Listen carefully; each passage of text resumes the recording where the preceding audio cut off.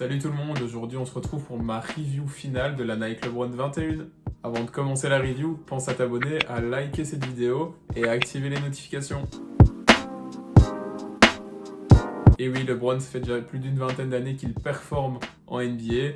D'ailleurs, au moment où je vais sortir cette vidéo, la Nike LeBron 22 va pas tarder à arriver. Ça me permettra, même si je suis en retard sur cette review de la Nike LeBron 21, ensuite de faire une comparaison entre la 21 et la 22. Trêve de blabla, il est temps de parler de la review de la paire du King. D'un point de vue confort, je trouve que la paire est plutôt confortable.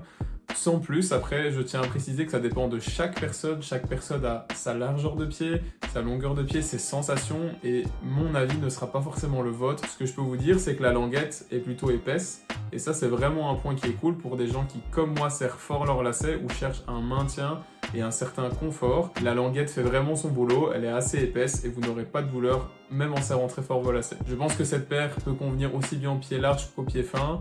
Il y a vraiment assez d'espace dans la paire, aucun problème si vous prenez votre pointure habituelle. Comme vous le savez maintenant, moi je porte des semelles orthopédiques, donc c'est des semelles assez fines que je viens de mettre dans la paire. Pour moi, sur cette Nike LeBron 21, je n'ai pas eu besoin d'enlever la semelle intérieure pour y mettre la mienne, je l'ai mise par-dessus. Par contre, je vous conseillerais, si vous avez des semelles, de prendre une demi-pointure au-dessus, parce que sinon, sur l'avant du pied, ça risque d'être très serré. Moi, il y a eu quelques sessions où j'ai eu assez mal. Si vous prenez une demi-pointure au-dessus, ça va vous permettre de ne pas avoir cette douleur en glissant votre semelle à l'intérieur et en utilisant la paire. Pour le confort, je vais mettre une note de 3,5 sur 5. Comme je l'ai dit précédemment, ça dépend vraiment des personnes. Pour ma part, le confort était plutôt bon, mais pas top tier. Passons maintenant à la traction de la paire. On va aller droit au but, je lui ai mis la note de 4,5 sur 5. Et oui, pour moi, la traction de la Nike LeBron 21 est élite. Elle fait partie des meilleures paires que j'ai pu tester d'un point de vue traction. Pourquoi 4,5 sur 5? Tout simplement parce que c'est une paire où vous allez devoir passer votre main en dessous pour enlever la poussière tous les 3, 4, 5 allers-retours. Mais une fois votre main passée en dessous, c'est reparti. La paire accroche de dingue, franchement. On se sent hyper en sécurité, malgré l'épaisseur des motifs qui n'ont pas l'air hyper épais. Honnêtement, c'est hyper qualitatif sur l'accroche du pied. En plus de ça, pour ceux qui adorent cet aspect niveau traction, la paire squeak, moi c'est un repère auditif que j'adore. Disclaimer, le squeak n'est pas synonyme de traction dans une paire de chaussures, mais personnellement je trouve ça plutôt agréable d'entendre un squeak. Ça rassure, je pense, niveau psychologique, d'entendre un squeak et de se dire ok, j'accroche le terrain, je sais que je suis en sécurité. Attaquons maintenant l'amorti de la LeBron 21. Sur l'avant du pied, on va retrouver du Nike Zoom Turbo. L'arrière du pied est quand même assez épais, on va retrouver du zoom. Et pour faire la transition au milieu du pied, on va trouver du Cushlon. Le Cushlon, c'est une technologie qui est utilisée normalement dans les chaussures de running. Et je trouve que le tout fait un ensemble qui est vraiment très agréable quand vous enfilez la paire et que vous commencez à jouer. Cependant, au début, lors des premières sessions, la paire est vraiment assez dure. On a l'impression qu'on vient d'acheter une paire à 200 € et qu'on se dit mince, c'est dur, ça fait mal aux pieds, mais je vous rassure, la paire se donne et après c'est super agréable. Pour les joueurs qui aiment jouer sur l'avant du pied, c'est vraiment un gros plus d'avoir toute cette unité, toute cette technologie. La paire a vraiment un bon court fil, donc tout ce qui est meneur, poste même 1, 2, 3, vous allez apprécier le setup d'amorti. Au final, à part le fait que les premières sessions, la paire nous semble un peu dure d'un point de vue amorti, c'est très bon. Franchement, niveau technologie, niveau sensation, c'est vraiment excellent. Et pour cette raison, j'ai mis la note de 4 sur 5. Parlons maintenant de l'un des points qui est pour moi le plus important sur une paire de baskets, qui est le maintien. Honnêtement, sur le maintien, ça va aller vite. Je trouve qu'il est vraiment élite. On a une grosse coque à l'arrière. Le système de lassage monte assez haut. Franchement, c'est pas une paire high, c'est pas une paire low. J'ai l'impression qu'elle est un peu mid, si je peux dire. Le système de lassage est vraiment efficace. On voit d'ailleurs ici sur les côtés qu'on a un effet un peu squelette ou un peu peau de serpent, je vais dire.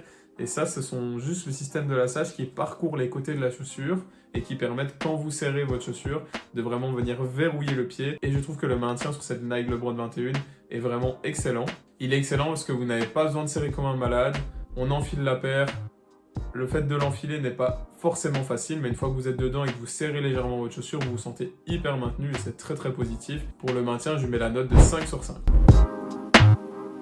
D'un point de vue rapport qualité-prix, je trouve que c'est un peu le point qui blesse. Et oui, c'est une paire qui est proposée à 200 €. Quand une paire sort à 200 €, d'ailleurs, je suis très curieux de voir le prix de la LeBron 22 quand elle va sortir, mais ça risque de piquer.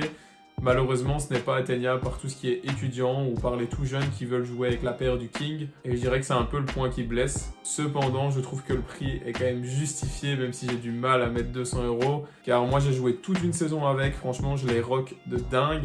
Et la paire a tenu. Maintenant, je trouve qu'elle est de nouveau un peu dure. D'un point de vue amorti, quand je la mets, parfois j'ai un peu mal, ou du moins il faut le temps pour qu'elle se réchauffe. Un peu comme les gommes de pneus en F1. Mais 200 €, voilà, ça reste cher, malgré que la paire est surperformante. C'est peut-être l'une des paires de l'année.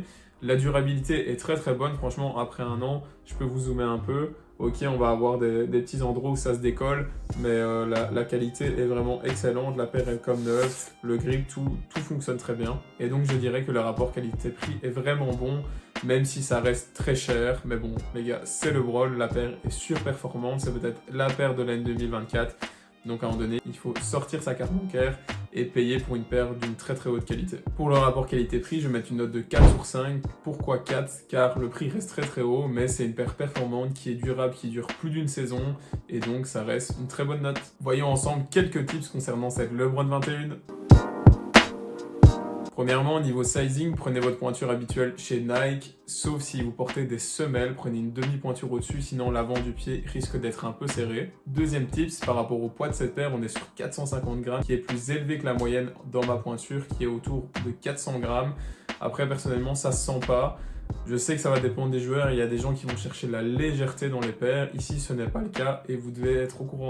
Honnêtement, 450 grammes, ça ne se sent pas. Et quand on voit la technologie, à quel point la paire performe, ça vaut vraiment le coup de se dire ok, la paire au début va me sembler un peu plus lourde, mais ça ne va pas contraigner vos performances. Troisièmement, pour quel poste cette paire est faite? Question très difficile car j'aurais tendance à dire qu'elle est all around, qu'elle est vraiment pour tous les postes.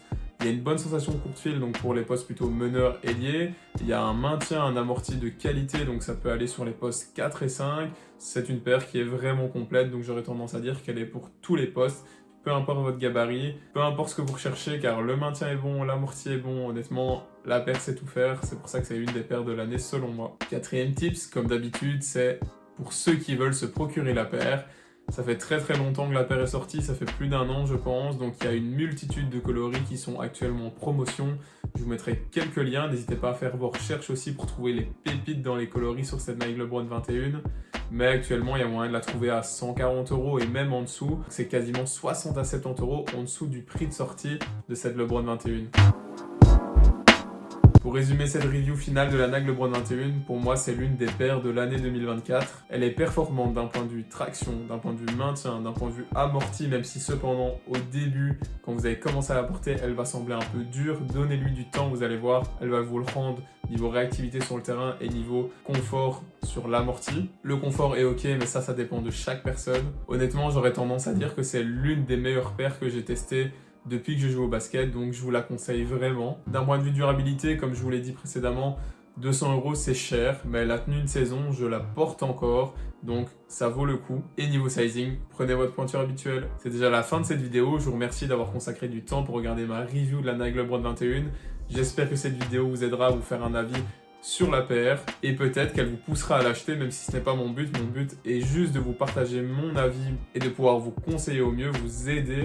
Et au final, l'objectif de mon compte, que ce soit sur Instagram, TikTok ou YouTube, c'est de vous aider à comprendre si une paire est faite pour vous ou non, à comprendre ses attributs, si l'amorti est bon, le maintien, etc., etc. Tout ce qu'on a pu voir dans cette vidéo pour vous dire ok, cette paire, je dois l'acheter ou pas, il me la faut, elle me convient en fonction de mon profil et de mes besoins, ou pas du tout. Si j'ai réussi à vous donner des réponses à ces questions, mon job est fait et vous pouvez me récompenser en laissant un like ou en me partageant votre avis en commentaire. Encore une fois, pensez à vous abonner, à liker cette vidéo. Pour ceux qui ont testé la paire, dites-moi ce que vous en avez pensé en commentaire et on se voit dans une prochaine vidéo. Ciao. Psst. Je vous mets quelques liens en description pour copier la paire au meilleur prix. Ciao.